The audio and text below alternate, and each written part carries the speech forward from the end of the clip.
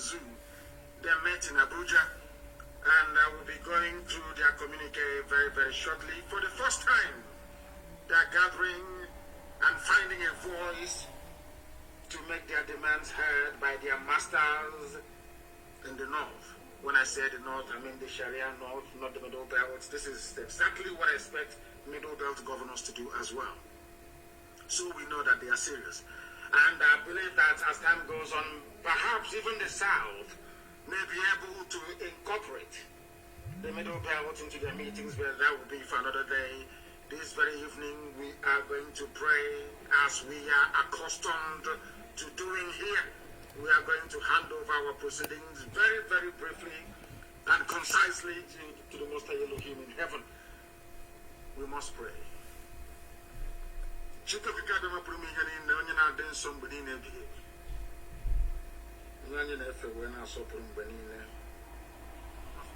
Anyị na-ebuli olu anyị niile elu ebe ihe na ụwa niile nna nke ebere wee na-aja gị mma wee na-eto gị wee na-agọzi gị onye dị nsọ mgbe niile ebighị ebi onye ime eluigwe onye ọ bụ naanị ya na-achị onye ọ bụ naanị ya nọ n'oche eze elu ụwa wee bụrụ ebe ntụkwasị ụkwụ ya anyị na-arịọ gị anyị na-aja gị mma anyị na-eto gị na-asị gị ezi nna pụrụ ime ihe niile biko nye ụmụ gị ezi echiche na amamihe nye ha akọ ma nyekwa ha uche tinye ha n'ime mmụọ ha mmasị nke ụmụnne n'ihi na mgbe niile na nwanne na-aka enyi ka anyị were ịhụnanya ịdị n'otu mmekọrịta nwanne na nwanne wee na-aga njem nzọpụta nwere onwe nke gị onwe gị dịrị anyị ka anyị wee gaa ma lekwa ndị iro nna nke ebere dị ngọzi isi ga-ekpu ha niile n'otu n'otu aka nsị ha bụkwana ha ọnụ site na amara gị ebe okwu na anyị ume ezi nna dị ngọzi n'ihi na ọ ga-amasị anyị anyị gụrụgụrụ mgbe bịa anyị wee too gị ka ozi aha nsọ gị n'ihe ọma nke ị na-ebe n'ime ndụ anyị anyị wee na-asị na onweghị chi dịka gị onweghị onye ọbụla kere eluigwe n'ụwa ma ọ iwezuga gị nna nke igwe ma o nweghị ihe ọzọ ị ga-eji wee hụ anyị n'anya wee karịsịchaa anyị anaghị efe arụsị ọ bụ naanị gị bụ Chineke nna nke usu niile nke ndị aka anyị na-akpụ isi ala anya ya metụ gị n'obi nna ndị nsọ na anyị bụ ụmụ gị ya metụ gị n'obi na ala Biafra bụ ala nke gị ya metụ gị n'obi onye nwe anyị na Chineke nna ka i wee lekọtakwa Izrel ka isi elekọta ya na mgbe agbanyeghị atụmatụ ụjọ niile nke ndị nọ anyị wee na-arịọ gị ka ịhụnanya gị wee mụbaa n'ebe anyị nọ ka iru gị wee chaa n'ebe anyị nọ ka i wee gozie ụmụ gị n'ụzọ pụrụ iche bụ ụmụ gị bụ ndị IPOB n'ụwa niile ndị tụrụ uko ezinụlọ nke iji aka gị wee hiwe ka ọ ga-abụ n'ikpete mazụ site n for people, there are some people that will be saying, oh, what? I'm sure that nobody is even talking about what have they achieved, what have they done. But I just want to remind you, should anybody ask you tomorrow morning what you have contributed towards the advancement of the betterment of the lives of the people on the ground, you say to them, courtesy of what I have been doing, the Southern governors have now met for the very first time. And I don't know if some of you read the article in Guardian earlier today. Guardian is even carried it. Do you know that there was a particular governor from so-called South that did not want to come? Do you know that Fulani Janjaweed gave one particular governor, Bob, listening device, to enter into the meeting with? And I'm sure that people have guessed right, you know who that very individual is. Darling Mrs. Anyway, but love is good. We'll get to that later on. He's in love. You know when you're in love with somebody, there's nothing not do for that person. You know how love moves people.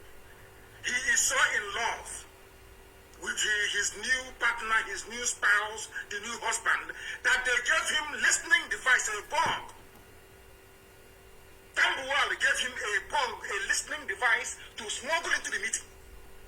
So that the Fulani Janjaweed will be somewhere in Kaduna, in Abuja, and in Sokoto listening to the meeting. Because of love. And who can blame him?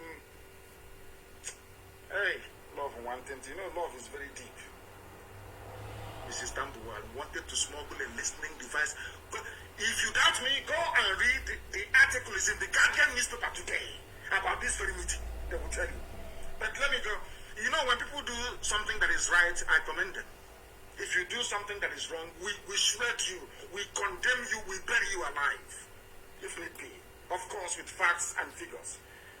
They met today, they deliberated among many issues that were tabled before them, or issues of concern that they felt they needed to address. And I'll read it for you very briefly.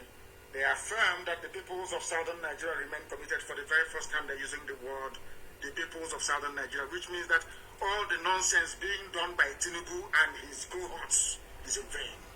For the very first time, there has been affirmation that the South is actually one. Since 1914, this is the very first time that they are stating publicly in a communique that the South is one by the elected leaders, so to speak. For the purpose of our program this night, we may even call them leaders. Because they did well. I must tell you the truth. Now, let us proceed. And before you, who brought them together in the first place? One is our agitation. Second is the unity and union, the bond between the East and the West. Between Biafra agitators and those that came to do the work. They have tried everything to break us, they could not break us. They had no alternative than to come together. Do you see what consistency does? This is the benefit of consistency. Once you're consistent in life, good things will come to you. And I also commend our Duduwa brothers this very day for their resilience and their consistency. That is why, for the first time in a meeting, in a place, you have governors from the East, you have governors from the West, Igbo governors, Yoruba governors, of course, together, saying something that makes sense for the first time that I can even remember. The North, the Janjaweed will meet in Arewa House, they will take decision affecting the whole of the zoo, affecting everybody, and they ram it down your throat. You have to accept it. And where they found this courage, I have no idea. Maybe they are emulating what we are doing. They now understand that we have no fear before our enemies. They now understand that we are scrupulously clean, whiter than snow. They now have developed, or should I say, come to appreciate the essence of courage and determination. So for coming together, of course, I commend them. I do commend them because they have done very, very well. During this very meeting, they affirmed that peoples of southern Nigeria remain committed to the unity of Nigeria. Of course, that's expected if you consider that they get their monthly allocation. Whoever wants to go to Asorok, so they will say they want unity of Nigeria. But they want unity of Nigeria on the basis of justice, fairness, equity, and oneness, and peaceful coexistence between and among these peoples with a focus on the attainment of shared goals for economic development and prosperity. English has no meaning. The latter part of what they have written here has no meaning because they've been saying this rubbish for very many years.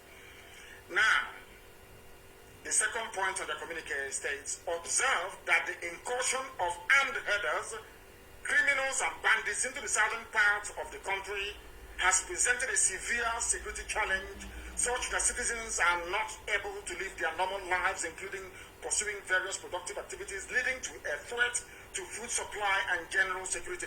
Basically, they are warning Fulani, Janjaweed, terrorist headsmen, short from Yetiala. They have now come out to say that they are concerned about the activities of Yetiala. Consequently, the meeting resolved that open grazing of cattle be banned across southern Nigeria. In other words, if you see any cattle in any farm from tonight, anywhere in southern part of the zoo called Nigeria, you kill it. You are enforcing the law made, or should I say directive executive order made by those that you claim you voted for to look after your affairs. They noted that development and population growth has put pressure on available land and increased the prospects of conflict between migrating herders and local populations in the south. Given this scenario, it has become imperative to enforce the ban on open grazing in the south, including cattle movement to the south by foot. Nobody should bring cattle into the south. In other words, Ruga is dead. Cattle highway is dead. Cattle path and cattle routes, they are all dead. From what they deliberated and came to conclusion to this very day in Aba. They concluded that anywhere you see Miet Yala with their cattle on foot inside your farm or anywhere, of course, in the east, we call Eastern Security Network, and we treat them the way we've been treating them. Why are they saying this? Because we took the bulls by the horn. We don't mess about all this nonsense what they're doing. That rubbish. I'm not taking the rubbish. If we find you in the bush, you are bushmeat. You are gone. Both you and your cattle, you're finished.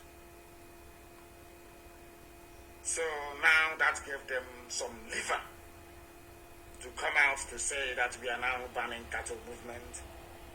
Number 4, we recommend that the federal government should support willing states to develop alternative and modern livestock management systems. And I wonder, why are you taking permission from the federal government? Was it not the Osun state or whichever state in the west, in Yoruba land, imported 250 pregnant cows from the USA? That one didn't, once they told the cow, you are now in Nigeria, the cow broke away from the crate. I wanted to run back to the USA. A governor was able to do it without permission. But these ones, of course, they have to bow to their Fulani masters. They are taking permission from the Fulani, their Fulani Janjaweed, as if to say that cattle herding, or should I say animal husbandry or dairy products is the exclusive preserve of Mietiala. That is why you're going to the government to go and look for excuse to start your own cattle ranch in your states. Because you have agreed that nobody should enter into the cattle farming or rearing business unless you are a Fulani, unless you are Mietiala. Arrant nonsense. Pure bunkum. That is where I fault some of the things that they have said today. This one doesn't sit well with me. It doesn't sit. Why do you have to ask the state, the Abuja, to allow you to have cattle farms, or should I say, rare cattle, where you come from? You don't need permission from anybody. It is food for feeding of the people, so you don't need permission from anyone. Now, listen. They said they have agreed to progress. We have agreed that the progress of the nation requires that urgent and bold steps be taken to restructure the Nigerian Federation, leading to the evolution of state police, review of revenue allocation formula in favor of sub-national governments, and creation of other institutions which legitimately advance our commitment to and practice of true federalism. Once again, they're begging for restructuring. That's what they're asking for, but along state lines, because they are governors, because they know that if they ask for restructuring along the lines of region, vis-a-vis the Constitution of 1960 and 1963, somehow most of them will be out of a job. Do you see how parochial? Do you see how selfish these people are? What concerns them is their office for them to protect it. That is why they are arguing for restructuring along state lines where you will not answer your name. Where somebody can say, oh, I'm from Rivers State, that has no meaning. I'm from Delta State, that has no meaning. I'm from a state that is named after a river, no longer the people. Because they know that if we ethnicize the identity of people in the zoo, our eyes or the eyes of everybody will open at the same time. They don't want to ethnicize it. What they want to do is to go with these same artificial boundaries, the same thing that the white man did. That is what they want to recreate. They want the entrenchment of the state system in the zoo in order for them to remain relevant and valid in office. And we are against that completely and totally. Now, these southern governors are recommending that in view of widespread agitations among our various peoples, here we come, we have now come into the play. Oduduwa and Biafra agitators, we are now in the game. They are now talking about us. Let us say what they had to say. We recommend that in view of the widespread agitations, of course, by IPOB and Oduduwa agitators among other various peoples, for greater inclusiveness in existing governance arrangements, the federal government should convoke a national dialogue as a matter of urgency. So we are now moving very close to that referendum we talked about, isn't it? Because after or once you pick up a gun, it will always end on a round table. Not the table with four corners, no. The rectangular ones, no. Always a round table. And they now understand it very clearly. They are now calling for national dialogue.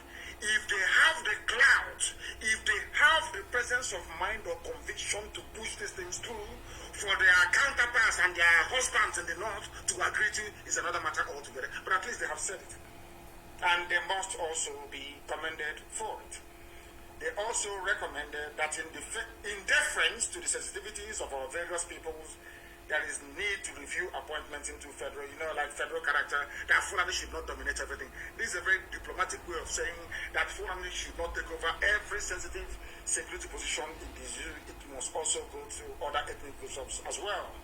Now, this is one that I love very, very much. We have resolved to foster cooperation among the southern states and the nation at large. For the very first time, they are saying that the Igbo and Yoruba will work together. Izon is there, Ijo is there, Ibibio is there, Efik is there. For the first time since 1914. Some of you may be shocked. This is the only time since Lugard, that wretched Lugard, came into the zoo to turn us into wild beasts and animals. I'm telling you, this is the first time that southern protectorate you've been hearing about. This is the first time that their so-called leaders are meeting since 1914. Over 100 years ago. Over 100 years ago, this is the first time they're meeting. Imagine if they had been meeting all these years as their northern counterparts were doing. Do you know why they met in Ahaba? They met for the simple reason that the divide and rule tactics of the north is no longer working. They can no longer divide us. And where I should give credit, I won't hesitate to give credit. There's a group called Usuko Mona, the ones that started this handshake across for us. Of course, the boundary is not in Niger, it's in Ikodomigodo. They started all this movement to try to unite the South. Usuko Mona, they are called. They have been fighting for very many years. And I also give them credit because this is as a result of what they have been fighting for over the years. What Biafra and Oduduwa agitators did was to give impetus to this very thinking. That is why we are where we are today. For the first time since 1914, over a century ago, over 100 years ago, the leaders of the South are meeting to discuss something, should I say, issues of common interest. They have resolved now to cooperate. Let it not be that when your husband calls you now from the north, you start panicking and saying, I'm not part of it, I'm from the southeast, I'm from south, I'm from southwest. Once you maintain that united front, you are impregnable. Even if one stupid governor may be responding to what the husband is requesting from the north, once you are united and you're very, very strong, the Janjaweed will bow to you. These are the things you must understand and have that in mind. Now, they have expressed concern. This is where they now come to Radio Biafra. I want you to understand that this meeting today in Ahaba is all about those that want freedom. And what we have been preaching on Radio Biafra for very many years, now it is sinking in. They pretend they don't listen, but everybody listens to what we have to say on this noble platform. I mean, absolutely everybody. They listen to us. And we are winning this very war of ideology and war of philosophy. Why am I saying this? The governors expressed concern on the continued gridlock on Osho-Diapapa Expressway, which we have been talking about now for years, and the chokehold it has exerted on the nation's economy, being the sole outlet from Apapa Wharf. The meeting therefore recommended recommended the activation and establishment of ports in other states of the Federation to create new jobs and promote socio-economic activities in the country. What I have been preaching for very many years, isn't it? When I was in the dungeon in DSS, somebody came to me and asked me, what would you like to see done? And I said to them that you must open the seaport in Warri, open the seaport in Iguacha that the white man named Port Harcourt, open the seaport in Calabar, and allow Onitsha river ports to function.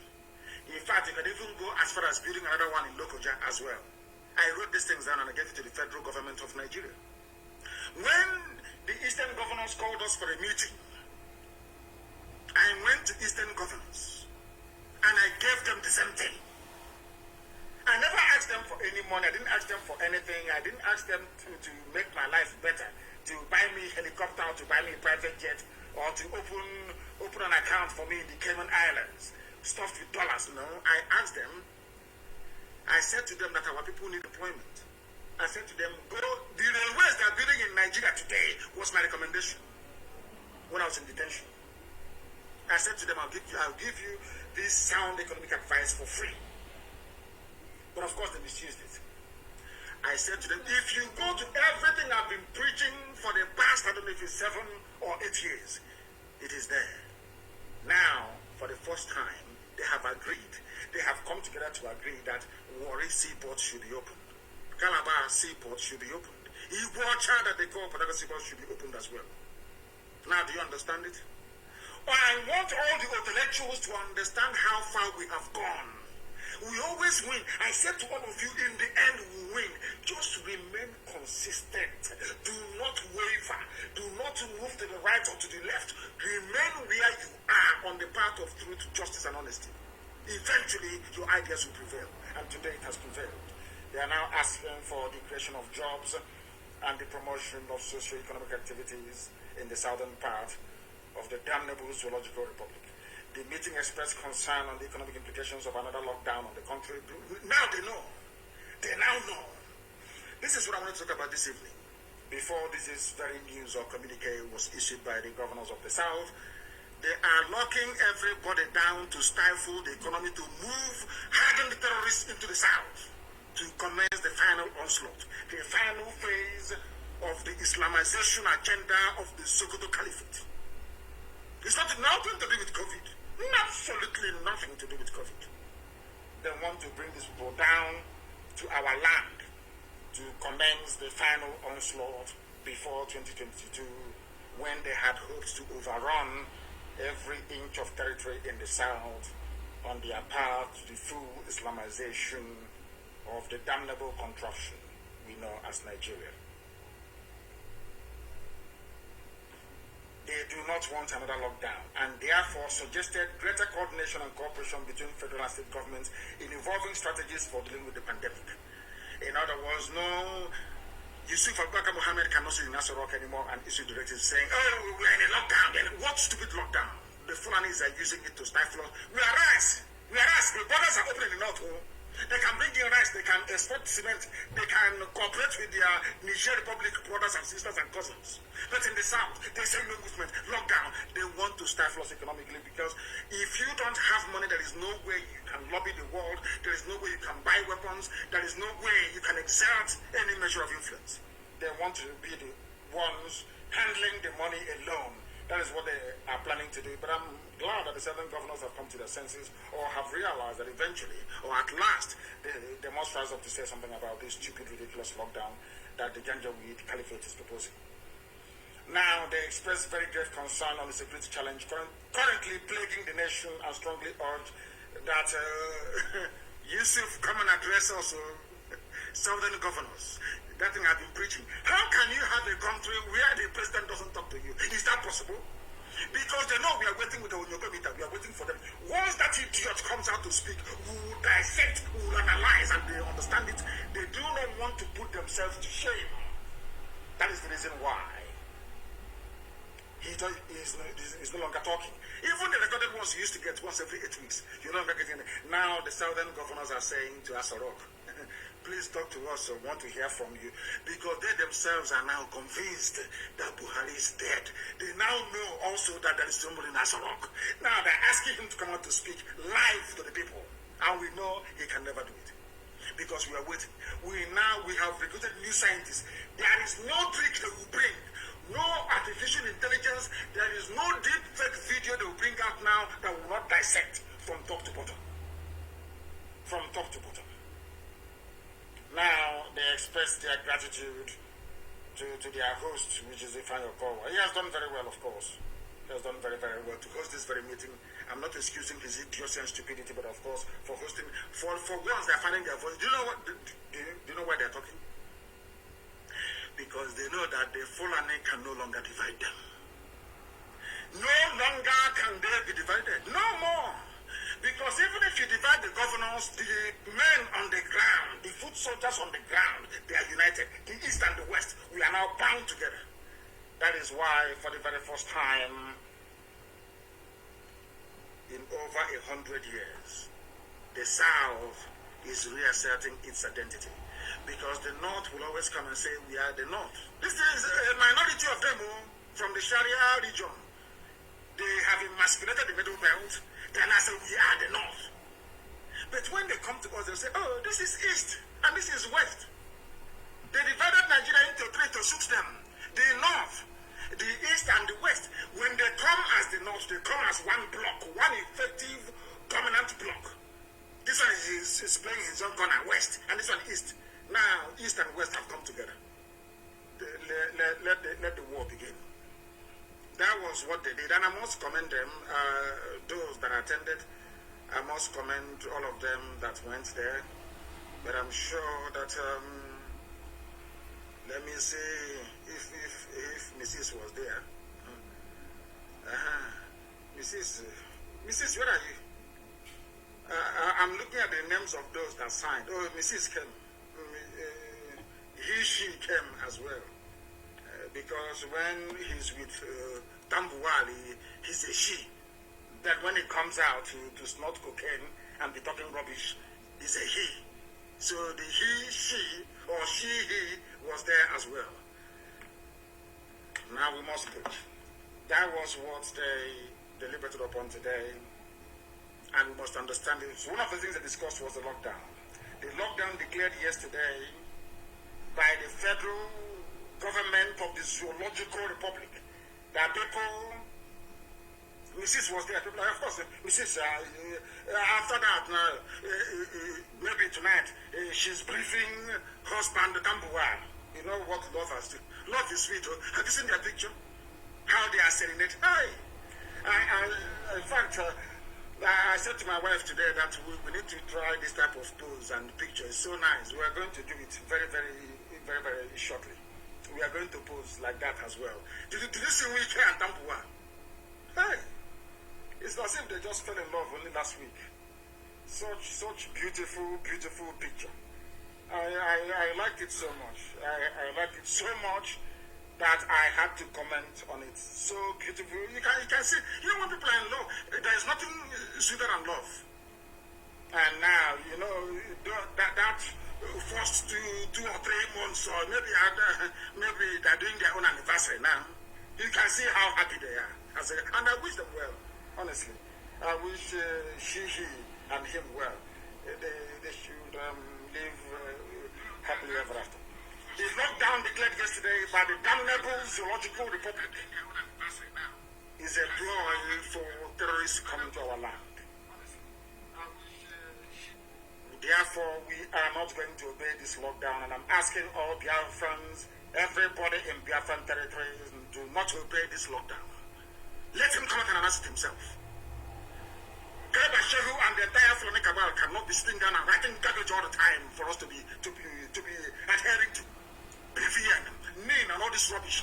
Let that dummy inside that rock come out and address the requirement to say to people, this is the reason why we are doing this. On a live televised address to the people. Not all that recorded mumbo to that rubbish that they throw out from time to time. Something as monumental as restricting people's movement is being announced by the press secretary to the government. So it's an insult to all of you if you don't know, let me tell you. It's an insult to all of you that still believe in your zoological republic. Come out and address people. And I'm asking all Biafrans, do not obey this latest phase of lockdown. The reason being that they want to use the dead of the night to move their fighters into our forests because we have defeated their foot soldiers. Mietiala, we have defeated them. They now want to use the cover of the night. You will see them only Fulani people with their police and army, and escort for that matter, moving men and materials down to the south. We must resist this stupid lockdown. It is not going to hold in Biafra land. And I must also say, because they also announced today that now that they're rolling out a new security, whatever rubbish for their southeast and their south-south. To me, it is Biafra. I am warning every coordinator, do not sleep in your house starting from tonight. All coordinators and deputy coordinators, look for somewhere to go to. We are in the trenches right now. We are about to experience freedom fighting, what it's like. It is not comfortable, it is not rosy at all. Do not sleep at home. Do not sleep at home. Change your phone numbers, even change the phone itself. Or else, now DSS is finding it difficult to track people, because we are making their life a misery as well, and they understand. We are waiting for them. Their own turn is coming. And when it comes, I am sure that all of you will approve of it. They said that Buhari, whoever they're calling Buhari, we don't know. Of course, we need him to be Yusuf Abubakar Mohammed. They have announced fresh security measures to tackle insecurity in the southeast, and I'm asking them this very simple question. Have you ever heard them before? Despite the progress being made by Boko Haram, ISIS in West Africa, Al-Qaeda in the Maghreb, ISIS Ansuri, or whatever they call it, Miyet Yala, terrorist group, and all the rest of them. Have you ever heard them say we are rolling out new security measures for the northwest or the northeast, or north central, where the Fulanis are pillaging and killing every blessed day? The answer is no. But now Buhari approves fresh security measures to tackle security in southeast and south-south. In other words, I told you that they're going to come. You know, Fulani has this very stupid and senseless pride in them. I know that their pride won't allow them, they must come. And remember, I will keep reminding you of this every blessed day. This Fulani army will die in Biafra land. They want to move them in. Maybe to start there, they are doing now is abduction, where in the season of abduction. Very soon they will try their shit outside to see if it will work. But I'm not sure it is going to work for them again, considering that all the entire southern governors have now come together to issue a communique stating it very, very clearly that the way they have been handling things in the past hasn't moved the situation forward. Now what they're trying to do is to try to bring in a new measure. And I want to warn Fulani Janjaweed in Asorok, any measure you bring to our land, we're equal to it. Anything you bring, we are going to face you. You understand that very clearly. Okay? So it doesn't matter what the AIG does, what the IG does, and all these idiots. The more you move men down to the east, the more the north will be taken. Of course, I know it's all a part of the game plan. What they want to do is to emasculate, to intimidate. So we can become wretched, liver cowards. We will now allow you to enter into our land, or send us away from our land. We'll come, maybe to IDP camps in Amazonia. But it's not going to happen, and you understand that very well. And as I told you, you will take the bait, you will come. We will lure you into our land, and your army will die there. And the places you left in the north, in Sharia, Kor, Arewa North, will be taken over by terrorists and criminals that will never, ever, ever listen to any of you. These are the things you must understand. So we are ready for you. Anytime you want, you can bring the game on. We are waiting for you. But you can never, ever have it easy anymore. All that thing that people come out, you open fire anyhow. You know that if you open fire on the people, you will be confronted there and then immediately. And you are going to die sooner than later. You will also perish. So now you understand. It doesn't matter what you announce or what you're not announcing. But we are assuring you that you are not going to prevail nor succeed in intimidating the children of God into submission. It cannot happen. You can try that nonsense elsewhere. It will work for you. But you see in the East, it can never ever work. Never ever work. Not today, not tomorrow, not ever. Because when tyranny, as somebody said, when tyranny becomes a law for the government, massive rebellion becomes a mandate for the people. Because you cannot keep pushing us to the wall all the time, pushing us to the limits, massacring innocent civilians over and over and over again, and you don't expect them to fight back. You must be foolish. I want to remind all the intellectuals and sophisticated morons, all of them, go back a few years ago. The slaughter, the killing of IPOB family members, peaceful protesters, Shia protesters, and SARS. Every time I know our police will come, they'll open fire. None of you will talk. But now in our land, they are always looking behind their backs. They don't know where that is coming from. Because I assure them, they are all going to perish. The people telling you that they have a plan to secure the East, Southeast and South-South, according to them. Armed robbers invaded Asarok. So we are led to believe. Only under this regime, something unheard of in the whole world. It's never been, I don't know where these Nigerians, I don't know who gave them their brain. Maybe it will speak from the dustbin. I have no idea. Some of you may have dismissed this issue of armed robbery in Asarok, but I want you to understand something that's never happened anywhere before in the history of the world or modern governance. Never ever happened before. They said they ransacked the chief of staff home, Ibrahim Kambari, and Abubakar Kanu, and they stole valuable assets. That is how corrupt the Fulani people are. I told you before that is something the Fulani they have perfected over the years. When they finish draining any particular department of parastatal dry, they set it alight to destroy every incriminating evidence. I am sure that whatever they might have stolen from the homes of Ibrahim Kambari and this Abubakar Kanu could be financial instruments worth billions of dollars belonging to the people. If you ask yourself, armed robbers came, how can if armed robbers can, or should I say, unknown gunmen enter into Asarok to go and steal state valuables? Now tell me which part of the zoo is safe. They did not sit down to say to themselves, let us look for a way to strategize and devise new security approach to Asarok, to guard it. The Southeast and South-South are interested in the East, Biafra. And newspapers and their editors publish this type of junk every blessed day. And I'm asking them, they have no shame, honestly. Armed robbers came to the seat of government to steal and walked away free. You shamelessly came out to announce that you are devising a new strategy for the East. You have not been able to devise a strategy to keep yourself safe inside Asarok. That is how they reason. It is supposed to be the most secure place in Nigeria. It is now every man for himself. That is why I commend Governor Autumn for what they have done. In fact, I will ask the southern governors, when next to your meeting, invite your middle belt counterparts, and you see that the zoo will collapse within 2 weeks. Not just collapse. All those things that you have been asking for, they will give it to you. That is why all of you must come to the fullness, or should I say, to the realization that you must, without fail, keep on doing what you're doing in terms of defending your land. You must defend your land. Look at people suggesting. I mean, can you go to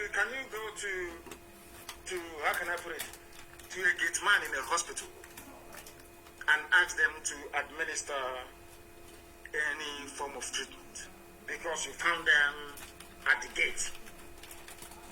Because you found them at the gate of a hospital. These people, they're like gate men in a hospital. You are prescribing a remedy that you cannot even yourself inculcate into the plan to keep your own self safe. You're not safe. So you're busy dishing out directive to go to, we now have a new plan. I'm asking the IG of police, go and secure Asorok first. Go and secure Abuja, where children are no longer going to school. Go and secure Abuja first. Go and recover Medugri. Go and recover parts of Mujube. Go and recover parts of Zamfara from the same terrorists that you groomed before suggesting how peace can be restored in the East. If you want to use it as a cover to bring in your army, they're going to die there anyway, so there's no need. I will not discuss myself on this. Bring them now, you're going to see. And I want to warn our Oduduwa brothers, and I made it very clear to the activists last night, that the Fulanis imported a lorry load of arms and ammunition, and the containers were being escorted by the military last night, and they offloaded this very consignment somewhere in Ocean. But I'll come to that later on. I will give you the full details of exactly what transpired. And that was why Tinubu said that we had planned to bomb Lagos, something that is undoable in a billion years. In a billion years. They think we are very good students of contemporary history. We know the history of the war. I know personally how people from the West viewed the move by Biafran army to go and capture the seat of power or to neutralize them. It wasn't even an army of conquest to conquer Yoruba people, of course not. It was heading straight to Dodan Barracks in those days to go and neutralize them. I know personally how my Yoruba friends have explained to me their trepidation and their fear over that very expedition led by Banjo then. We know. So we cannot try anything stupid. We can never, ever, ever, not on this earth, antagonize our Yoruba brethren. It's impossible. We can never do it. We meet all the time. We have meetings all the time. So how can we? Are you telling me that all those gallant men in OPC, all those gallant men all over Yoruba land, they cannot do any work? If we agree that they should go and start, disturbing those who are disturbing them, they have more than enough men to do it. More than enough to do it. We don't have to go there. But they lied as usual, as they always do. As they always do. As they always do. But in the north, what is happening? Some of you must be aware of what DSS is doing in and around Abuja. And do you also know that the DSS, they also get a cut of the ransom? Are you aware of that? Do you know that the DSS or SSS, they should be properly referred to, do you know that they get a share from bandits? So Fulani people are not even happy owning all the oil wells, controlling the Ministry of Finance, controlling us, controlling almost everybody, controlling the defense budget.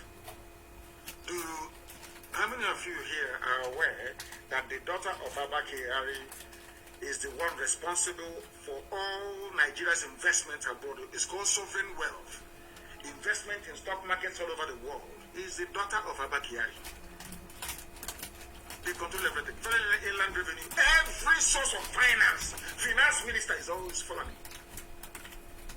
Even when you plant your joro, or you plant maize, or you plant cabbage or carrot, the same Fulani terrorists will come and destroy it, use it to feed their cattle, and kidnap you in the process. Even that little money you have made by selling maize or yam or cabbage or watermelon, you now use it to pay the same Fulani to release your child, release your father, or release your mother back to you safely. Do you see what is happening? And you will be astonished. I don't know why the mainstream media in the zoo doesn't want to give this very particular piece of news the coverage that it deserves. How we receive weapons from DSS agents and share the gains by Fulani bandits, Fulani terrorists. DSS that is busy abducting people. Oh, they want us to go into kidnapping and armed robbery as well. That's what they want. So we can start sharing the money. Okay, that's what they're looking for. They are, as I'm speaking, they are now in Aba and everywhere, claiming they are implementing security strategy. But the same DSS, I don't know why their National Assembly, I have no idea why these people should not be investigated, prosecuted, and shut down DSS. Instead of contributing to making your lives as safe as it can be within the contraption, they are making it worse. I'll read it for you.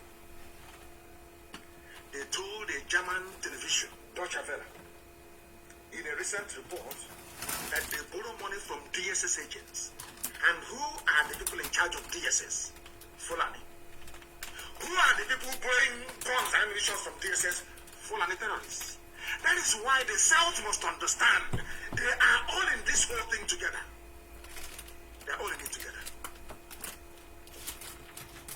As the security is worsening in Nigeria, armed bandits terrorizing different parts of the country have made a startling revelation to the German, I think it is the flagship media in Germany, Deutsche Welle, that they have been receiving weapons from operatives of DSS. You see their DSS, you see them with their uniform DSS. They are worse than bandits. These are hardened criminals, and none of them are Fulani. Very, very sadly. The criminals told Dr. Vela in a recent report that they borrow weapons from the state agents and then go to work to share the ill-gotten gains together. They go, you pay ransom, they go to school. Now I know the reason why they keep sending that terrorist Sheikh Gumi to go and negotiate. They know where they are. DSS will not go and get them or mount a rescue operation to release those who have been kidnapped. Instead, they're waiting for you to pay the ransom. They will tell Sheikh Gumi, tell them to pay, it's dicey. Operationally, it's not difficult. The terrain is, there's a valley, there is a hill. Talking rubbish. Then you give that 100 million naira ransom to the bandits, DSS will collect their own cut. Maybe take their guns or say, oh, boys, well done. In the same one Nigeria. In the same one Nigeria. Now the world knows because Deutsche Welle carried it. That thing we have been saying for years that all the Fulani cabal that are in it together, every Fulani person in any sensible position in government is part of this very grand conspiracy to overwhelm all of you. If you don't submit to their will, willingly, they will use every tactics, including terror, to get it from you.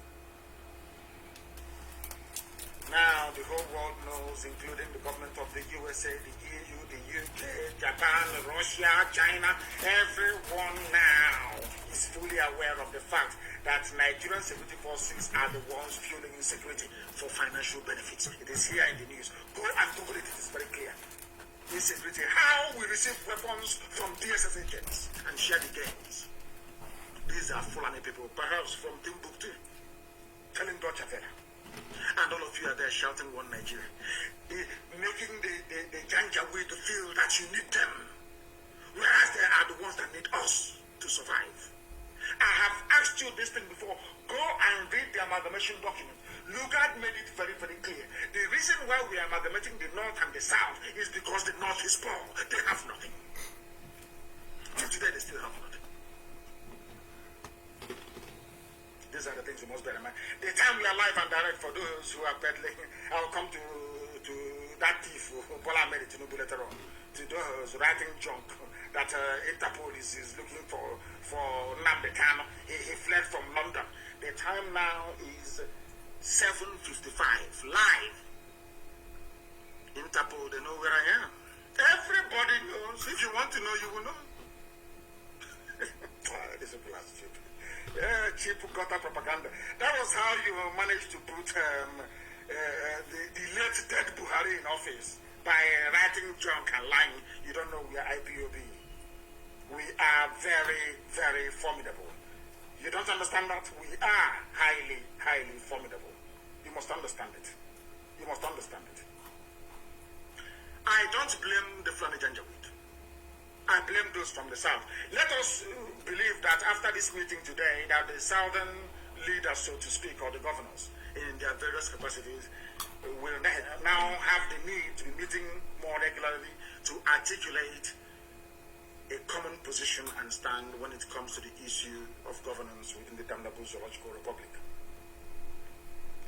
Because all of you planning to come and conduct security, whatever rubbish in the East, all of you against the agitation to break up Nigeria, I want to also remind all of you that there was a time when the Fulani Janjaweed Caliphate inspired the northern peasants to rebel and revolt against the Nigerian state. They threatened secession. During that very period, the British government did not send their armies to go and kill all of them. Instead, it was Dr. Zikiwe. I don't want to say his first name because I share the same first name with him and it irritates me. It was Dr. Zikiwe that appealed to the Fulani Janjaweed not to secede from Nigeria in 1953. So when you hear a Malam, when you hear Alimajri writing nonsense on Facebook, I want you to remind him or her, it was you people, the Fulani controlled northern part of Nigeria, that planned to secede from Nigeria. This is not 1966 coup or anything. Before then, in 1953, they forced people to ask to exit Nigeria. This is the Fulani Caliphate of the North. But today, when you hear them talking, you will think somehow that because then they have not discovered oil. Not at least not in commercial quantity. Now there is oil, there is a commonwealth, there is pure money. Dollar must flow from oil and gas in the east. Everybody now wants to die for one Nigeria. But it was Zeke's voice. I don't know if it's a very lengthy article. Maybe some of you don't even read it. I think it was published by a Guardian newspaper. Zeke's voice that voided planned secession by the North in 1953. It was Dr. Zikiwe that appealed to the North to stay in Nigeria. They never went to war. Britain never deployed troops to say, oh, you want to break our empire, we're going to kill you. Now ask yourself, why is it that the foreigners are not deploying soldiers to go and kill people who are agitating in the South? Why? When they themselves agitated to leave, nobody killed them. In 1953, when northern Nigeria, we are beginning to consider secession from the Nigerian colony, that would soon be a nation. Dr. Azikiwe gave a speech before the caucus of his political party, the National Council of Nigeria and the Cameroons, in Yaba, Lagos, Nigeria, on May 12th, 1953. Tomorrow will be the anniversary of this. That speech, while not disallowing secession, suggested that there will be grave consequences if the northern region became independent from the nation that was soon to emerge. Zeke did not threaten anybody. The British people who were in control of the zoo that they themselves created did not send any army to go and quell the secession. That is the reason why they banned history in your schools. That is why some of you do not know history. The first people to attempt secession from Nigeria were the Fulani Janjaweed in 1953. Who stopped them from seceding? An Igbo man. Very, very sad indeed.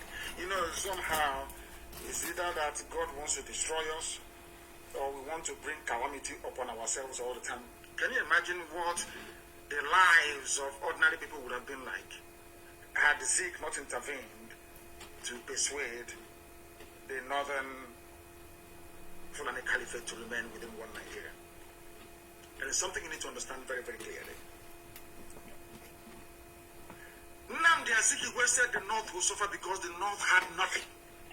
Absolutely nothing. Their so-called granite pyramid were not... It's not a pyramid at all. They built plank scaffolding and piled 2 bags of granite on top of each other to give you the impression that they have granite when they had nothing. Absolutely nothing. Go and check it and do your own research. Zeke was begging them because Zeke himself grew up in the North. Zeke said, I was born and I grew up in Zungeri. Please don't go away. If you go away, you have nothing. You're going to suffer. You're going to be impoverished. And they listened and they remained in one Nigeria. And now the devils have turned. And what are they doing to those who are agitating to leave? The zoo that the Britain created. They are killing them, they are maiming them, they are shooting them aside. Whereas it is these same northerners that first floated the idea of secession. I hope it is becoming very, very clear for everybody. What they have given to us are headsmen, terrorists, rapists, murderers, kidnappers across the entire length and breadth of the zoo called Nigeria. They do not care, and we caused it. It was the fault of an Igbo man. Now I understand why sometimes I will speak or write very angrily about Dr. Zikiwe. Now I understand the reason why. It wasn't his fault after all. Today we are agitating to be free. Today we are fighting to be free in the east and in the west. And what have they done? The APC-led government of Lagos State, in conjunction with the Lagos State Commissioner of Police, having concluded plans to attack some parts of Yoruba land and blame it on IPOB, just to create a discord between the Yoruba nation and the Biafran nation, and to destroy the cordial relationship that these two agitating nations have maintained very lately. They want to destroy it. Tinubu knows that he's not going anywhere. So he has now unleashed his machinery. Everything is national has now come out to try to fight us, to try to fight me, and to try to fight the children of God. But it's going to fail. I want the world to know tonight that Tinubu will later pay good lumps, because that's how they behave in Lagos, to attack some parts of that very city, so they can later accuse IPOB of masterminding the attacks. This is what some unscrupulous politicians, very desperate criminals are doing in Nigeria today. I want to ask Tinubu, who is a thief and a criminal, why did you not come to the pages of newspapers and television screen to announce the numerous sackings of Yoruba villages by Fulani Janjaweed, bandits and terrorists? Because there are Yoruba people right now in Benin Republic. Why was there no hoo-ha about Yoruba villages being sacked by Fulani Janjaweed? Why? That tells you all you need to know about these people and their intentions. I want to ask Tinubu, are Yoruba people not refugees in Benin Republic? Who put them in refugee camps in Benin Republic? Are you telling me that Yoruba media is afraid of their Fulani masters, and in their docility, real damage is being done in Yoruba land? You have the courage to link IPOB to whatever nefarious activities that you're planning to unleash in and around Lagos. But people that pursued Yoruba people into Benin Republic, you cannot write about them nor admonish them the way you have tried to do against the squeaky clean image of the indigenous people of Biafra. This is very, very sickening. It is a very desperate and psychopathic attempt by this very thief, this very gluttonous and insatiable criminal that will do anything to appease his Fulani overlords. The same man that introduced ethnicity and tribe into the NSAS protest, along with the same corrupt and satanic Yoruba media. They thought they were going to succeed. They tried it yesterday and it failed. Only one tweet, I tweeted, only one. The whole thing collapsed. And our first, when they were pursuing Yoruba Ududuwa activists, and I just to ask them, what do you have to say? IPOB is going to bomb Lagos. What do you have to say? They said it's a lie. Go and ask their journalists. All the people they call, all the heavyweights, they are frontliners in Yoruba land. They called all of them yesterday to condemn IPOB. They said, no, IPOB cannot do such. Nobody, in fact, from the south can do such a thing. It's impossible. They were disappointed. One tweet would destroy all their lies. That was why they came up with another one today. You know, they think if they keep writing all this junk, somehow they'll demoralize us. We'll say, oh, things are no longer going the way that we want it to go. When that one failed yesterday, they come up with the nonsense today. Nnamdi Kanu ran away from London. He's wanted by Interpol. I have been telling you I want to go to court. International court.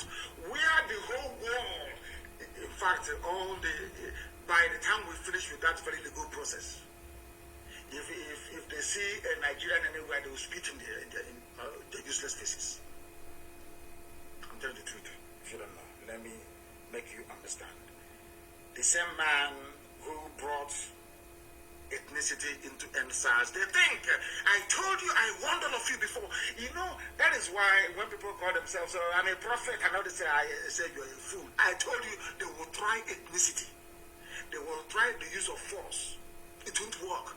They will try ethnicity. It's not going to work. They are going to try religion. Those three things are in play in the zoo at all times. Those are the dynamics that determines where the wind blows in terms of political patronage and reward in the zoo called Nigeria. It was Igboho that said he was going to flush out Fulani killers from the bushes of Yoruba land. And barely 12 hours afterwards, IPOB is now planning an attack on Lagos. I am aware of the hatred directed towards Biafrans, I'm sure of that. But the mistakes of the past I will not repeat. The mistakes of Nzobo, that is why I'm against anybody toppling this Fulani Janjaweed government by force. I am an opponent of coup. I hate coups, I can't stand them. Allow the people to revolt. The people should revolt. If there is any conscience in the zoo called Nigeria, June 12th, come June 12th, everybody must rise up. I want every ethnic group in Nigeria to deal with their own issues. That is why we cannot interfere in the issues raging in Yoruba land. And I wholeheartedly trust our Yoruba brothers, our brethren who are fighting for their freedom. I am begging all of you, please descend on these your criminals as we are descending on ours, and do it very, very quickly, because they are making your lives a misery. That second-class Muslim, PC, police commissioner in Lagos State, he's a Yoruba Muslim, but he can only the Jumat prayers in the north. Go and ask him, if in any mosque, even the mosque we have in Yoruba land, if a Fulani boy of 10 years walks into the mosque, he will lead the prayers. I want to ask this Lagos police commissioner, his name is Hakim somebody.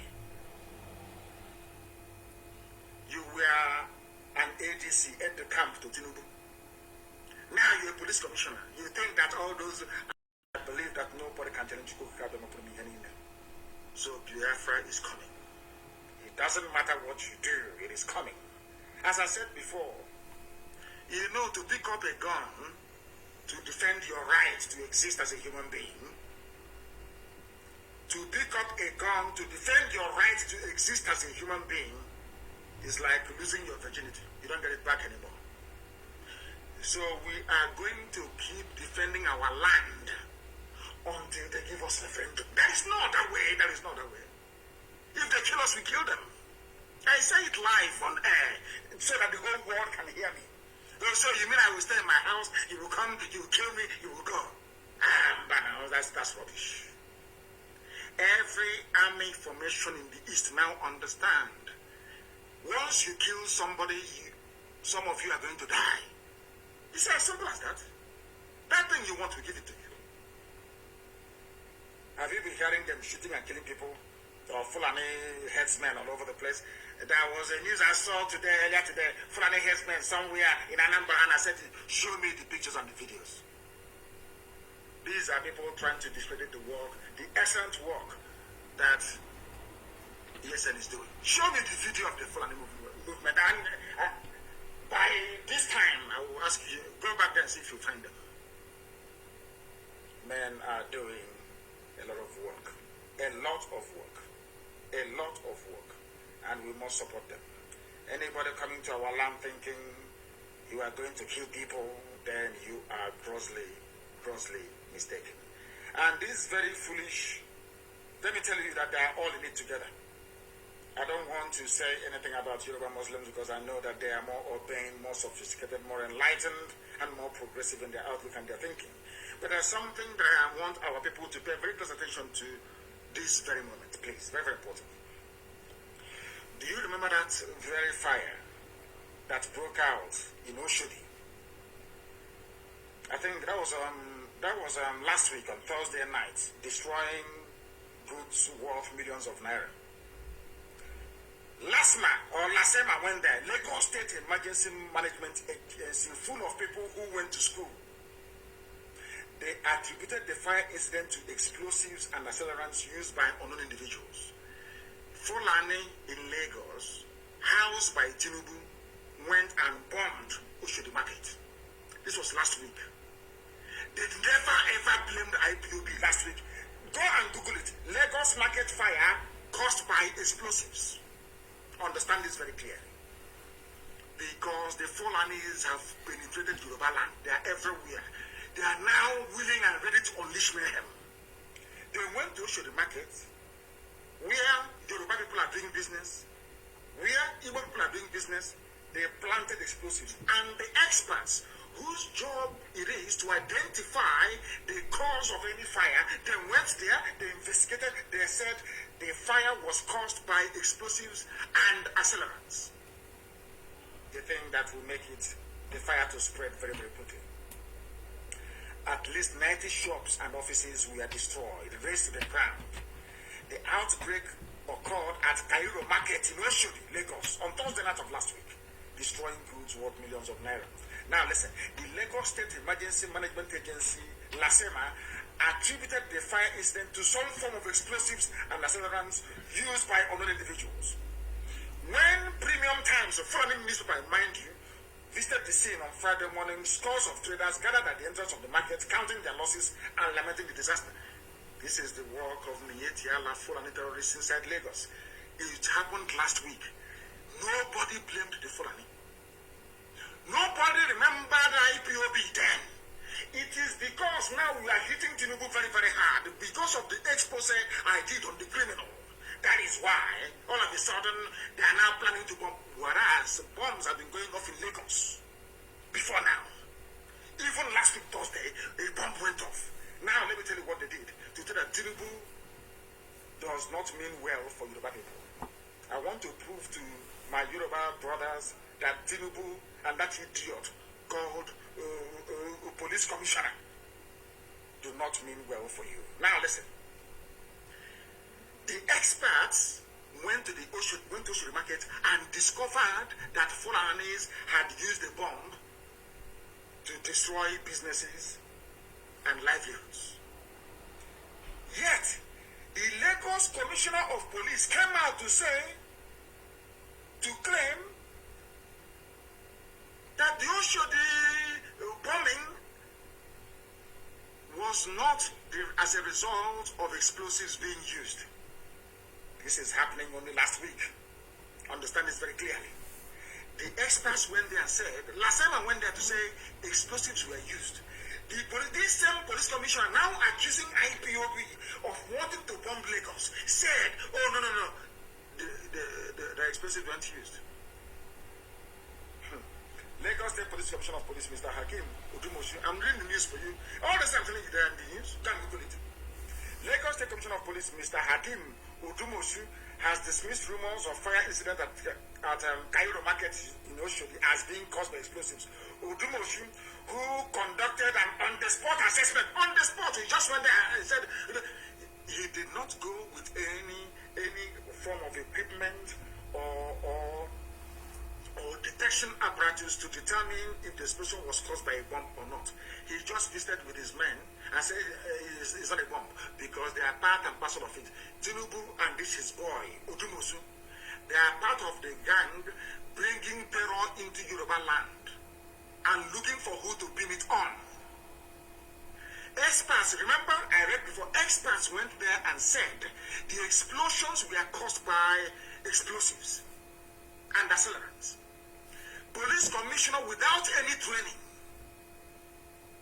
in detection of explosive devices went there and on the spot, he just came out of his van or truck and said, no, I'm here to debunk the news, it's not explosives, that explosives weren't used. Do you understand? A police commissioner, only barely 4 days afterwards, miraculously, IPOB is planning to bomb Lagos. But who bombed Oshodi Market last week? The idiot cannot tell us. Or what caused the fire then? He cannot tell us. Because himself and his master Tinubu wants to drive a wedge between. What Tinubu is counting on is that the votes from the west and the votes from the north, because they will say he's a Muslim, will now propel him to Asorok. Because they have decided that no Christian is ever going to preside over the affairs of the zoo. In fact, this is in the Hadith. Some of you don't read Quran, but I read it very, very well. And the commentary, which is Hadith, the lives and words of the Prophet. It's called Hadith. Go and read it very clearly. It's there. No non-Muslim should preside over a Muslim state. So what they want to do is, after 8 years of Janjaweedism, they give it to Yoruba Muslim for 8 years. After that, it goes back to the north for another 8 years. To another Muslim. Then it comes to the middle belt for another 8 years. Do you see the game they're trying to play? Do you understand it very clearly? This man is part and parcel of those bringing terror into Yoruba land. Odumosu, who conducted an on-the-spot assessment of the damages at the market on Friday, May the 7th. An explosion happened on Thursday. They went, inspected it. The Lasema people, this fool went on Friday, May the 7th, and said that they have not discovered any bomb. How can they discover the bomb exploded now? He's an learned officer of the law. He went there after the explosive device must have gone off to say, I did not find any, because it has exploded already. You cannot find it. He said, I could not find any bomb. How can you find any bomb when the bomb has already been detonated? I can't understand this people and how they reason. And luckily, you see how God works. Luckily for us, nobody blamed this very dastardly act on IPOB. Imagine if they had said IPOB did it last week. Can you imagine? Can you just imagine? These are the things that people must understand and come to terms with. These are the people that you are calling your security agents. He's like a DSS. He's like DSS. Very, very sad indeed. Very, very sad indeed. Very, very sad indeed. That is how the zoo works for you. Imagine they had pinned it on IPOB last week. Imagine what would have happened. Imagine what would have happened. By now, there will be destruction of goods and services. Some people who are not aware of their plans will begin to think that somehow IPOB is behind it. Do you see how God works for his children? Explosion happened. Experts came and said a bomb was used. He came and said no bomb was used. After 4 days, he's now accusing IPOB of planning to launch a wave of attacks and bombings of people's properties in Lagos. How can we do this today? Such cowardly acts is impossible. Cannot do it. That's the truth for you. He is a Tinubu's boy. Tinubu thinks that he can damage our reputation, stop what we are trying to accomplish by setting our people free, and walk closely, or should I say, majestically into Asorok as a president of the zoo. I am very, very happy that, their stupid and idiotic utterances are now cementing the bond between the Yoruba people and the people of Biafra. We now know who our common enemies are. They are part of those that call themselves the elite in the south, and of course they are Fulani henchmen, the Janjaweed in Abuja and elsewhere in the Sharia core Arewa North. Their divide and rule tactics will not work again. This is 2021 and not 1967. Elohim have determined that we are going our separate ways, and that's what we're going to do. Maybe sometime in the future, our people may come together to be in one country. But not for now. We must go our separate ways. And that's what we want them to understand. We want them to understand this. And I'm sure that it is now beginning to sink in. It is now beginning to sink in. This very man, very, very sad indeed. Very, very sad indeed. What Tinubu is doing is highly regrettable and extremely sad. Highly regrettable and sad. I'm happy today that my Yoruba brethren know who the common enemy is. People in Yoruba land are wiser today. The idea of using ethnic sentiments to bring hatred is gone. I cannot recall any Igbo person or group in history having killed a Yoruba person for whatever reason, but the Fulani Janjaweed, with their brainwashed Hausa peasants, are the ones killing people. But these days, the Hausa people are clean, to be honest with you. I exonerate them. Nobody wants to address the issues on the ground. Who bombed close to the market last week? They want to apportion blame. They are planning to attack Yoruba assets in Lagos and say it is IPOB members that did it. Just to bring their divide and rule tactics into our agitation for freedom, thereby dividing us. But they cannot divide us. I am telling Bola Ahmed Tinubu, you're a thief and a criminal. I will do a program for you. Not yet. Not all those documentary, put it lion or put it long. Your life on air. I will destroy you completely. I'm waiting for you. I will destroy you. All those media houses you're paying, one idiot called The Wheel. I don't know who is The Wheel or all those nonsense. I'm going to catch all of you. I will destroy all of you one after the other. I will decimate you. By the time I finish with you, Tinubu, you can no longer come outside. Ask the Sadikiri Fulani of Imo State. Hope Uzodema, can he come outside? He cannot come outside anymore. He can never be forgiven in this life. Never ever be forgiven. I will deal with you, Bola Ahmed Tinubu, and this idiotic police commissioner. Hakim, whatever your name is. In your next life, you will be afraid of IPOB. You don't know who we are. You want to go back to your old, dark, evil, wicked ways. We are not going to have it. Lagos is not Biafra land. Lagos belongs to the Oduduwa land. IPOB cannot attack Lagos. We are not a terrorist group for information. Lying against IPOB is in vain. That was how you lied during NSAS. Because you want your money to be flowing. I felt very, very sad and sorry for those that bought into your ethnic jingoism and all that rubbish.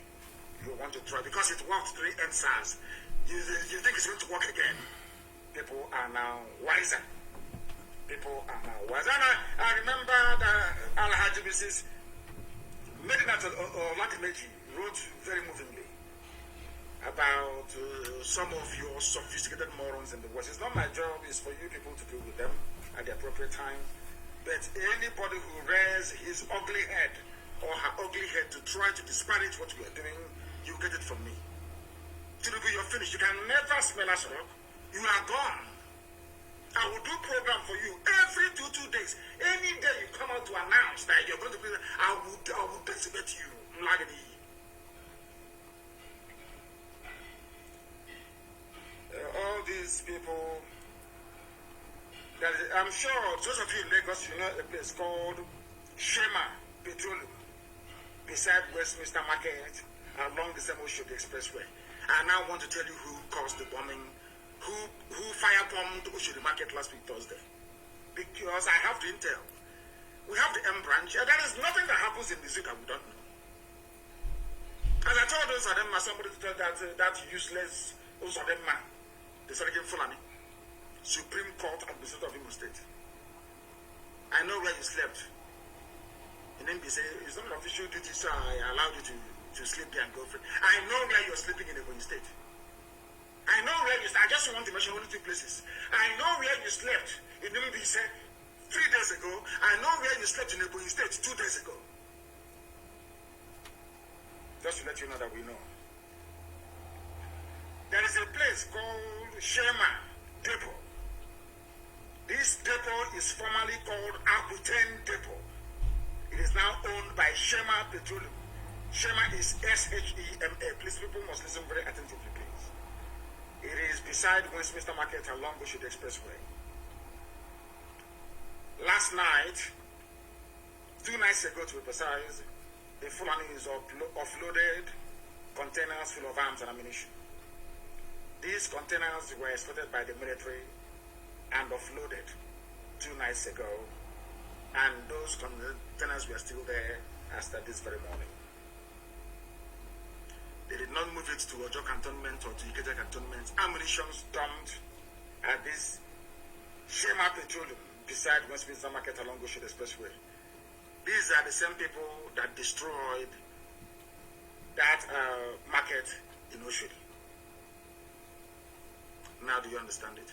I am giving the police commissioner because he's a fool. He doesn't know what's happening in Lagos, but I know what's happening in Lagos. Are there no containers offloaded at Shema Petroleum escorted by the military 2 nights ago? Yes or no? You are the police commissioner. You don't even know what's happening. Now let me tell you and the whole world what is happening in Lagos. We had the Fulanis offloaded arms with which to cause mayhem with the support of Tinubu to tag IPOB. The same thing they did during the war. They will put on Biafra uniforms. They will go and be raping women in Eket.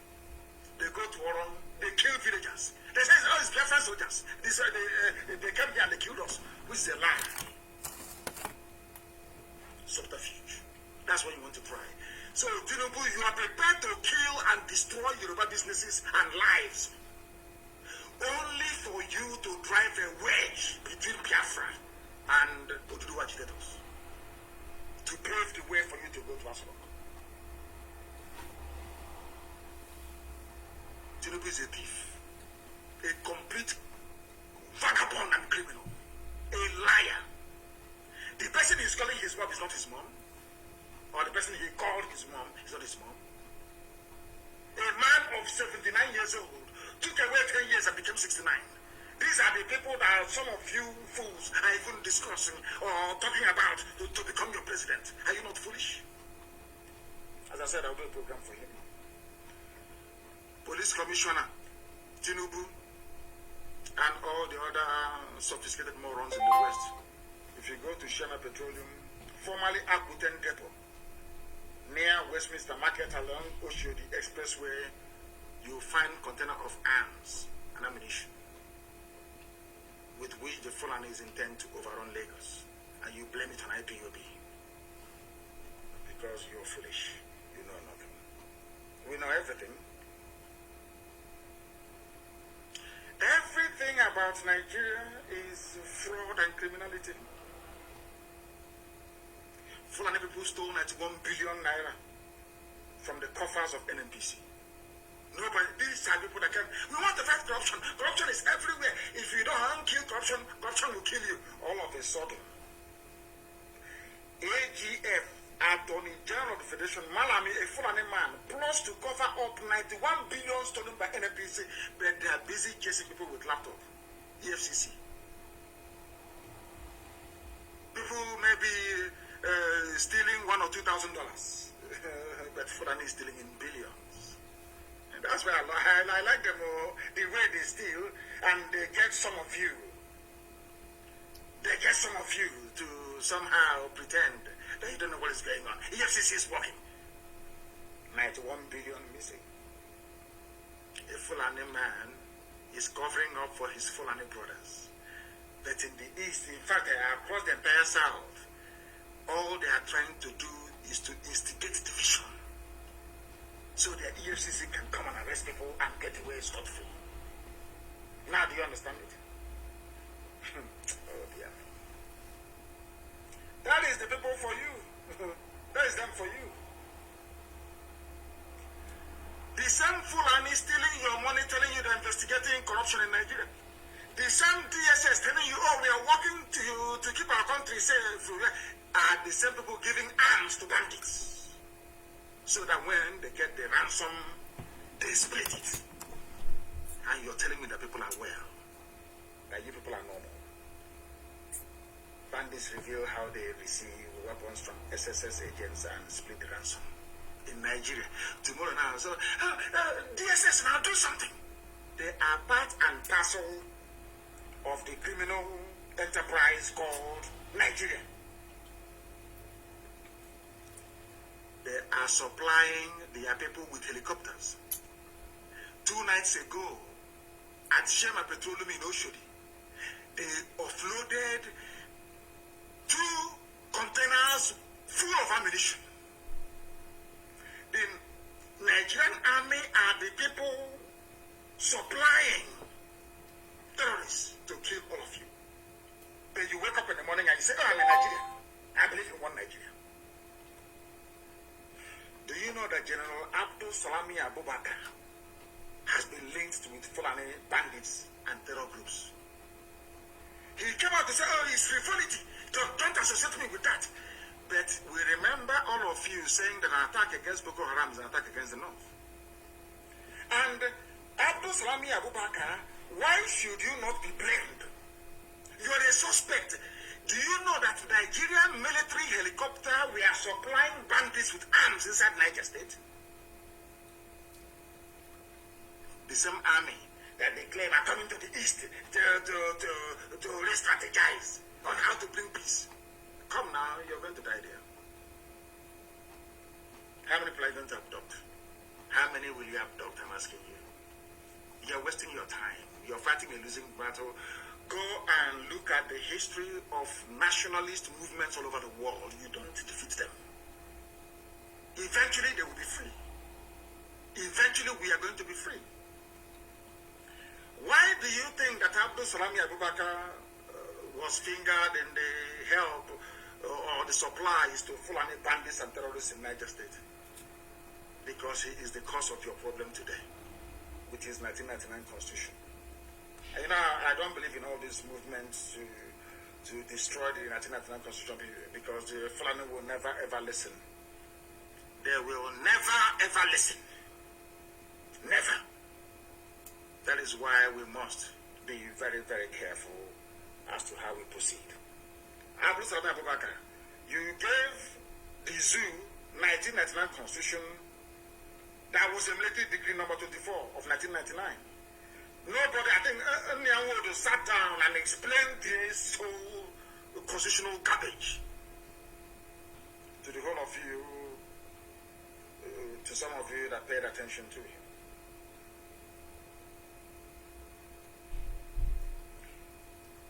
That very constitution was not subjected to referendum. It was written by Fulani people, does not provide for state constitution to create their own federation. Because if you are in a federation, the states must have their own laws. They must have a constitution. Go to USA, you will see it there. Go to the state of Pennsylvania, they have their own constitution. Governor Pennsylvania, after all, you wanted to copy what a white man did in America. And of course, in keeping with our way of life in Africa, everything is upside down. Now, let me tell you why Abdul Salami Abubakar is a suspect. They said, Abdul Salami Abubakar said in his constitution that all of you Nigerians handed over your land and resources to the federal government. And if you're handing over your land and resources to the federal government, that means you're handing it over to the Fulani Janjaweed Caliphate. Do you understand? Some governors answer chief security officer only by mouth. No governor in the south can give order to the PC and they will carry it out unless the PC wants to. If you give them an order which they disagree with, they'll tell you, oh, Abuja didn't ask us to do so. So ask all your governors now. That is why the army can come in and kill as many people as possible and get away. Abdul Salami Abubakar in his constitution says that you can marry a girl less than 18 years of age. My God in heaven. Zoological Republic. They were the ones that put Sharia in the constitution. There is no mention of Christianity. It's only Sharia that you have in the constitution. And some of you are telling me that sections 275 to 279 regarding non-state religion. Go and read it very carefully. It's all about Sharia. Sharia was mentioned in the constitution of a secular state. All of you wake up in the morning, 1999 constitution, 1999 constitution, our constitution, feel sorry for you people. It was Abdul Salami Abubakar that encouraged the army to supply arms to bandits. The same people that in 1953 wanted Nigeria to break, today they are saying they don't want Nigeria to break anymore. If you want Nigeria to break, you have to go to war to break Nigeria. This is what Fulani are telling us now. But when Fulani wanted to secede, round about this time in 1953, May of 1953, Fulani, the North, wanted to secede from Nigeria. Nobody told them you have to go to war to accomplish it. Instead, Azikiwe pleaded with them, begged them, and they agreed. These are the things that some of you ought to bear in mind when you discuss the issues of the Zoological Republic. Because things are happening. I tell you that things are happening. Things are happening. And the zoo is gone. It's finished. If they can be so desperate, the zoo is gone. Senate fixes zonal public hearings for May 27-28 on constitutional review. It's breaking constitutional review. Because you are Hi. All these things are not happening because of what you did. Because of your consistency, you reassured our Yoruba brethren that a lot can be achieved by being honest and consistent in pursuit of what is right before God and before man. All those things that were impossible before are now becoming possible, but we are saying to them it is too late. Because the Arewa Constitutive Forum are now telling us that they don't support secession because there is nothing wrong with Nigerian structure. If there is nothing wrong with Nigerian structure, Arewa Constitutive Forum, why are you now having a constitutional review?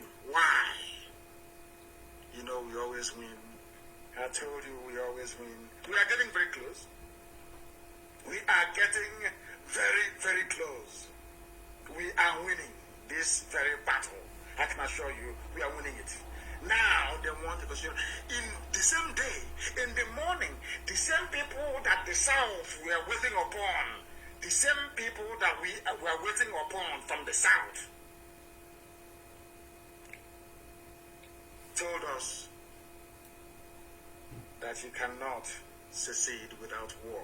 In the evening, they are now amending, or they have now agreed to amend the Constitution. People that told us that we should, if you want to get Biafra, go to war. But when in 1953 you wanted, you're doing your Araba, I don't want to go. Why did anybody not ask you to go to war? What is wrong with you people? Do you see how we always win our arguments? We always win it. Because we have facts and we have figures. And we have truth on our side. We have truth on our side. And that is why you can never ever defeat us. That was why when Governor Autumn said, fire for fire. If you kill us, we'll kill you. In Benue State. And now there's constitutional review. We want to review this, we want to review that. The only language the Fulani understand is fire for fire. If you turn the other, if they slap you on one side and you turn the other cheek, they'll cut off your head. The sooner you will understand this, the better. That's 2 days ago, I came down very hard on pastors and preachers. But I said some. And I want to make an exception tonight for Pastor Adefras of House on the Rock for his consistency lately. Because he's advised people now, I bring you greetings. If you don't have plan B, I know you have faith. I have faith too, but I have plan B.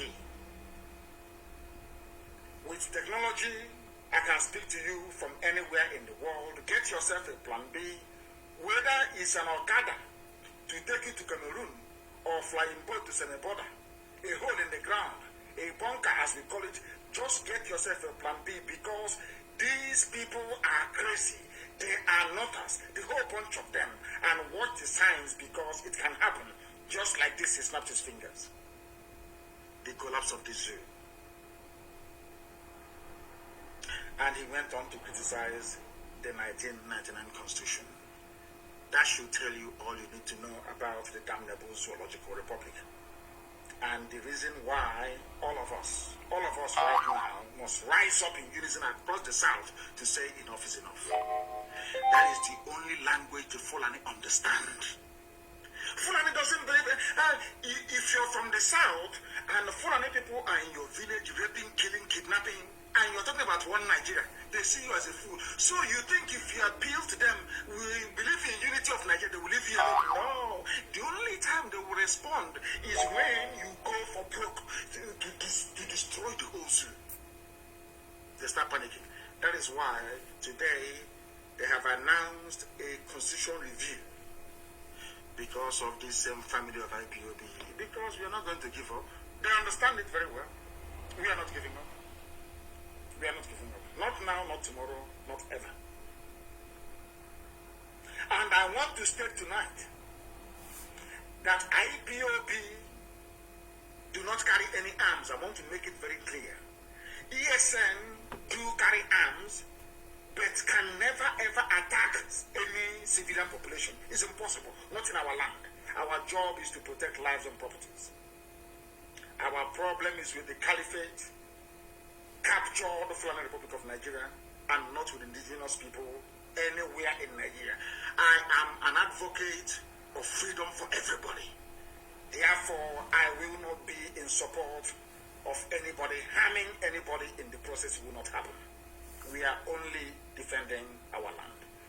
And I want to assure non-terrorist Fulani people, even including Fulani Northerners, in Southeast, and in fact in the whole of Biafra, which is South and South, that I personally guarantee your safety. I have issued very strict directive that nobody should touch a non-terrorist. Nobody should touch them. Be they Northerners or whatever, nobody should touch them. But all of you in our land do not take sides or get involved with what the government is doing. Do not defend any police station. If you defend a police station, you will die. Do not defend any army barracks or any army checkpoint. If you defend them, you're going to die, because men are on the move. When they were killing us at Ampo, why didn't you come to defend us at Ampo? National High School, Abba. In Ugocha, their snipers were taking us down one after the other. Why didn't you come out then? If you are as idiotic and as hopeless to stand to defend a police station, you will go down. Because men are very, very angry. I need to bury Gonso with 2,000 heads. Do you understand me? If you block any pathway when men are on the move, you will fall. And you would have died for nothing. But we do not touch. My instructions to ESN is nobody should be touched. You remain in the forest and keep on doing your work. In the bushes of our land. Anything you see there, kill it. Anything you see in our forest, kill it. Cattle, no matter who the person is. Because it is bushmeat. That's what it is. Unless you want to turn to refugees in Amazonia, which is never ever going to happen. I won't allow that to happen. And this evening, very briefly, I want to respond to the lovely Mrs. Tambuwal of River State, very, very briefly, that aquatic animal, because they said it's from rivers. Anything that comes from a river, do not speak for the people. You only have one single vote. And it's a shame that Fulani people are even in your village, preventing our mothers from going to the farm. You Quislings will never learn from history, but allow me to teach you what you don't know, that somebody actually brought to my attention a few days ago. Obako, Ikwere, gathering of Ikwere people. Obako is an Igbo word, mind you. You wrote a letter to the Benin Kingdom seeking to identify with them. But the Benin people told you that they have no evidence that you are related to them. This fact is on record. But just to state that we must be very careful as a people not to allow the quest by this is just written by the Manu. We must not allow our quest, or should I say the quest by some people to be politically correct, to cast us into the bottomless pit. Nobody, and I did not say Ikwere is Igbo, it's not saying that, but it is doubtless that Ikwere as a multi-ancestral ethnic bloc has most of its ancestry traced to Igbo land. All the crap that Igbo hates Ikwere is just a post-Civil War narrative and script that has never worked for us. The same thing they try to do between us and our Yoruba brothers and sisters. They will always divide you. The only reason why they have oil wells, they control the oil wells in your land, is because they were able to divide you. The only reason why they killed Kenseruwa was because they were able to divide. Once it's divided, once they cut you out, they conquer you. All the oil wells in the land belongs to them and the north. And they killed Kenseruwa in the process. The same thing will happen to you. The writer went on to explain what is called carbon dating and all the rest of it.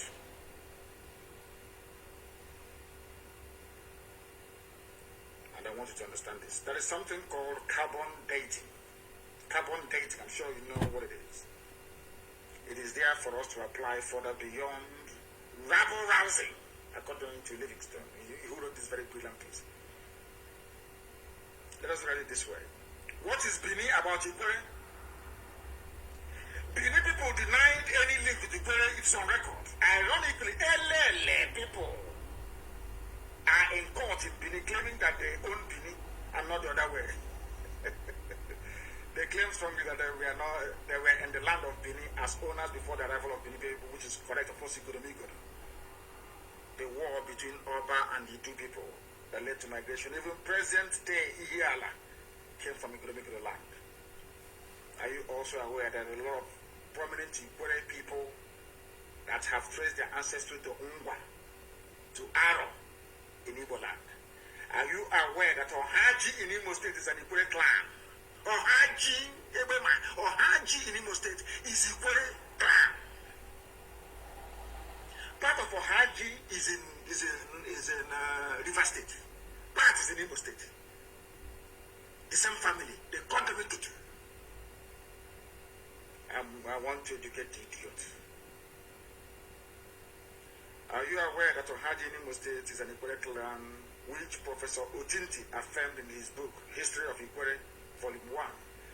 Do you know about Ikwere in Imo State? In Imo State, Ikwere, when you struggle to assert an erroneous Bini ancestry or kill the Igbo roots, you raise a flawed argument of abandoned property, yet for the records, because you were trained with stolen property. That is why you do not have the guts to stand up and identify who you are. Because if you say you are Igbo, the land will kill you because you stole your brother's property, as is written in the book, in the very holy book of Exodus.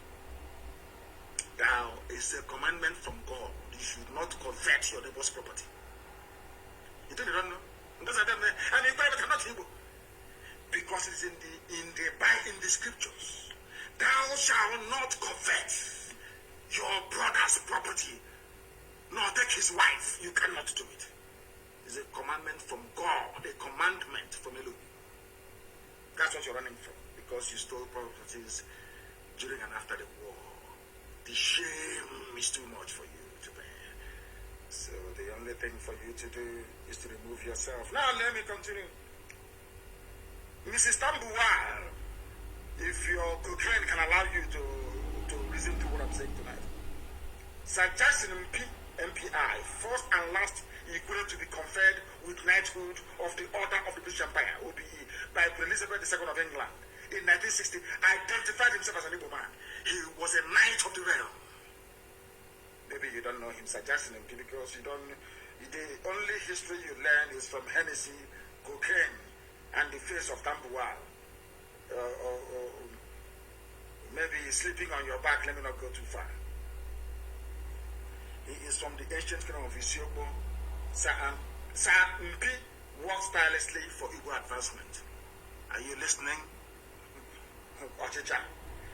I'm sure you heard of Dr. Obi Wale, the first Igwe PhD holder. He was a senator and university lecturer. He was also the only Igwe in the 1978 Constituent Assembly where he was elected as one of the 50 wise men that drafted the 1999 Constitution. The great Dr. Wale identified fully with his Igbo heritage and was killed because of it. Maybe that is your fear. It didn't stop there. I'm sure you know about Okobule Wanade, which is Wanade in Imo State. Wanade, as we say where we come from. The first Igwe registrar of any university. First and only Igwe poet and paramount title holder of Eze Oyameru, where you have present-day comprehensive college in Borokri, was his ancestral home before the British vacated them. In fact, our problems with the British, they came to Borokri and took all of us away. That's the evacuation by force. One or the remained a respected member of Nzuko Igbo and Ohaneze Igbo to the end of his life. Are you listening? Cocaine snorter, are you listening, Mrs. Tambua? You remember Emmanuel Aguma, who was the former mayor of Iguacha, Port Harcourt, as principal of St. John College in Diobu. He was the first Igwe to head any college. One of the 6 pre-independence Igwe University graduates, former administrator of Port Harcourt province in the defunct People's Republic of Biafra. He was an Igwe man and he served in Biafra. Are you listening? Emmanuel Aguma. Igwe man served in Biafra government. He was the first Igwe minister in 1979. Aguma was also a member of Ohaneze Igbo. Are you listening? Cocaine snorter. There is Emmanuel Uriji, a respected local government administrator, traditional ruler, a commissioner in Old River State, and core Igbo nationalist. More Igbo than my own father. He was a nationalist. He's on Igwe. The immediate past Deputy Secretary General of Ohaneze Igbo, Chief Isaac Womu, is an illustrious Igwe son from Elele. He is known to assert his Igbo identity. Equally valid, Chief Jackson Womenasu from Umukrushi. They are from God knows where. And out of fear, your criminality and cowardice, you're allowing them to lord it over us. Maybe because of Tambua. You know, love can do anything. You know, love is blind. I know that some of you befriended girls or boys in those days that their fathers or their mothers owned the supermarket. Or I think in my time, if you befriend a girl that the mother fries akara, you're in heaven. At least you eat akara, fresh akara every day in school. That's how it is. Maybe his love is blind. That is the way it is. We are all one people from Igodomigodo all the way to Bakassi Peninsula. Into Ambazonia. We are one people. I'm asking you, please, to do your research very well before coming out to Mount Laurel. We have come to the end of our program this very evening. And for those writing rubbish about, should I say, Interpol, if you want to know who is being looked for by Interpol, just go on their website and type the person's name. That's all. The person will appear there. Tinubu, you are late. You don't know what you're doing. We live in a digital age. You no longer control the news narrative. We do. Because we are IPOB. And that is why Elohim said that Biafra shall be their religion. Here on this radio, Biafra is where they will worship. Because I, God Almighty in heaven, is their God. From me, from here, as always, it is. Good evening.